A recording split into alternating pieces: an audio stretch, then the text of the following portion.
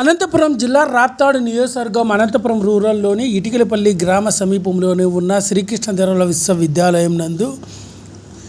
ఆదివారం 11:05 సమయంలో అనంతపురం జిల్లా collector doctor Vinod Kumar UPSC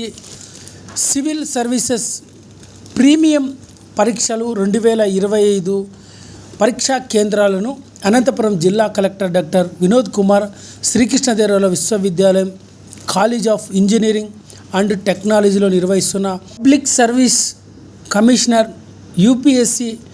పరీక్షా కేంద్రాలను అకస్మాత్తుగా తనిఖీ చేసి పరీక్షల అన్ని కేంద్రాలను క్షుణ్ణంగా పరిశీలించడం జరిగింది. ఈ సందర్భంగా జిల్లా కలెక్టర్ డాక్టర్ వినోద్ కుమార్ మాట్లాడుతూ అనంతపురం జిల్లాలో 7 పరీక్షా కేంద్రాల్లో 2546 మంది విద్యార్థినులు సివిల్ పరీక్షలకు హాజరు కాబోతున్నారని, వారంతా కూడా